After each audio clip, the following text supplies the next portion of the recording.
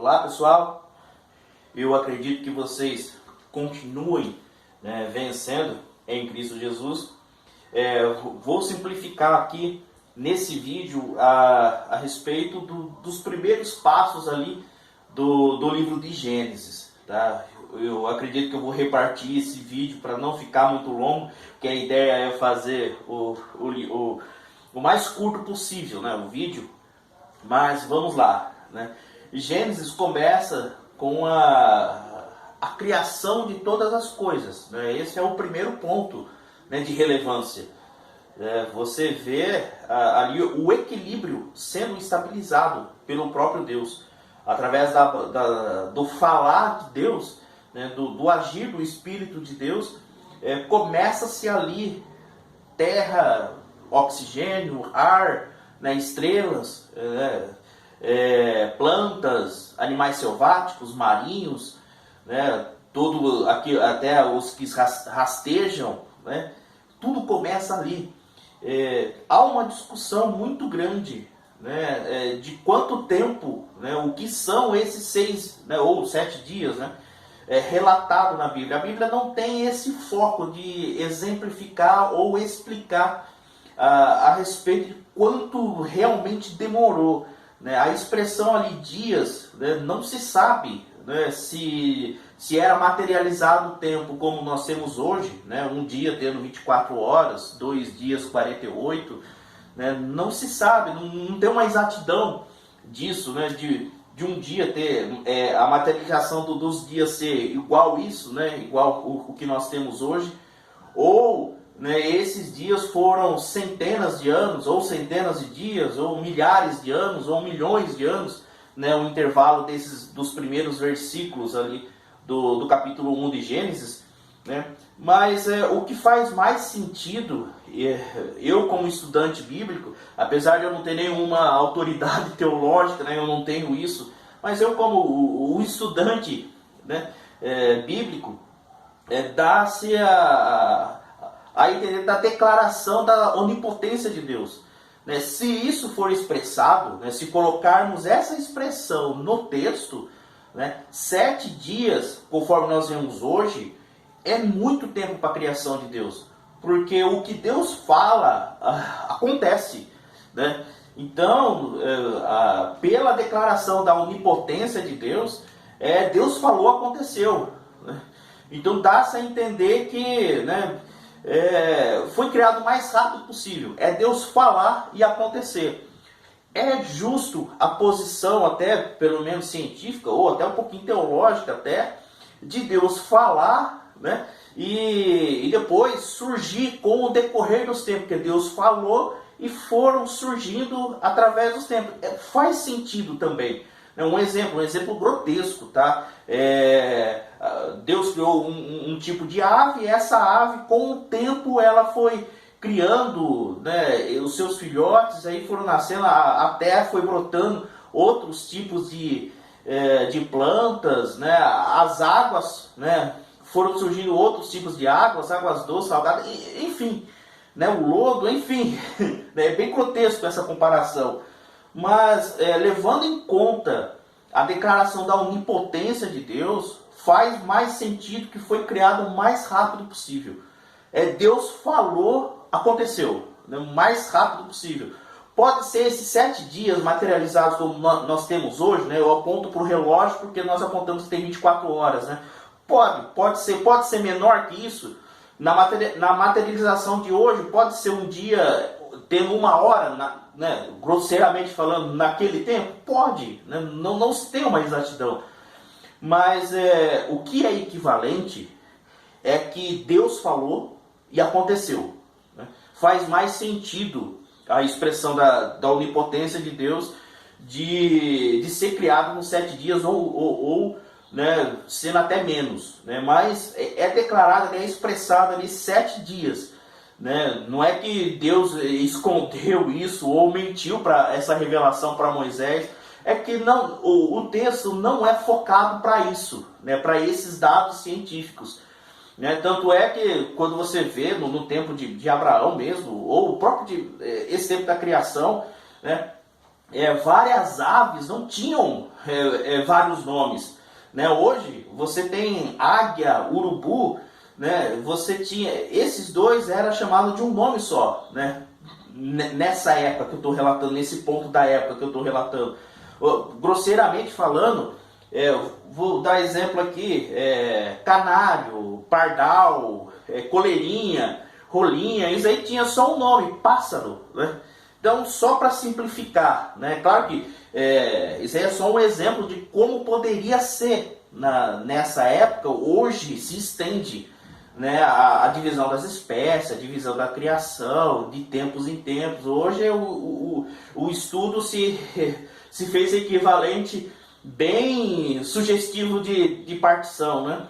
Mas enfim, Deus criou, né? Esse é o evento principal que a Bíblia se preocupou em estar relatado ali. Deus criou, o evento aconteceu, Deus criou.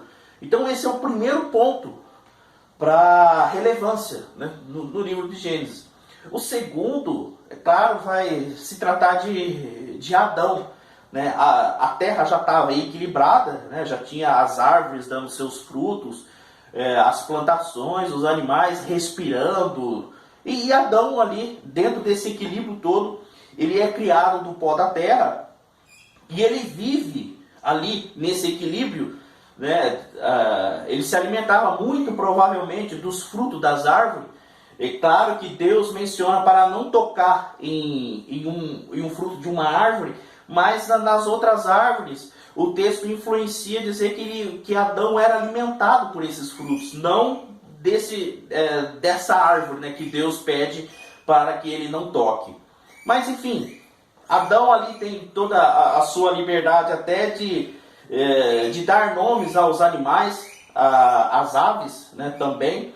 E nasce Eva, né? Deus cria Eva, não do pó da terra, agora para ser ajudadora de Adão. E o texto não se preocupa muito em relatar a vida dos dois juntos por muito tempo, né? O texto não se preocupa.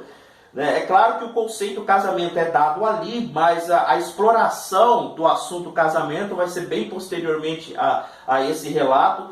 Mas Eva, né, ali influenciado pela serpente, dando o fruto para Adão, e o pecado ali entra no meio dos dois, e a comunhão ali é praticamente, vamos dizer, separado da comunhão de Deus. Não da presença de Deus, porque Deus estava ali meio que completamente, mas a comunhão agora de Adão com Deus tinha um certo tipo de distância agora. Bom, segundo ponto foi Adão. O terceiro ponto, pelo menos é o último ponto desse vídeo, né? Os outros pontos eu vou simplificar no outro vídeo para não ficar longo.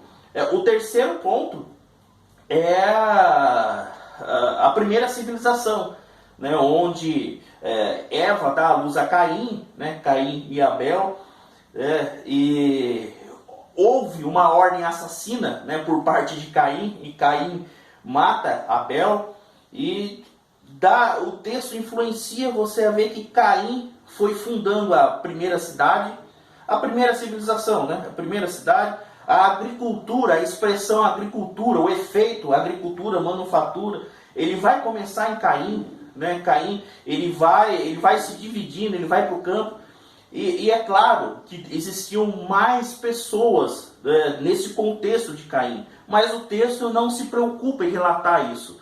Na verdade, essa parte do texto, ela se preocupa mais se tratar de salvação.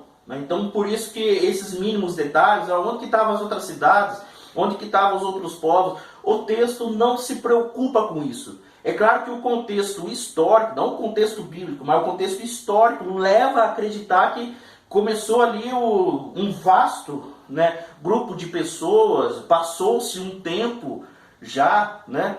Então, mas o texto se preocupa em falar de salvação. Então, por isso que ele cita, né, pelo menos esses 5, pelo menos até agora, né? Adão, Eva, Caim e Abel, e depois da morte, né, que Caim matou Abel, né, depois da morte de Abel, vem Sete.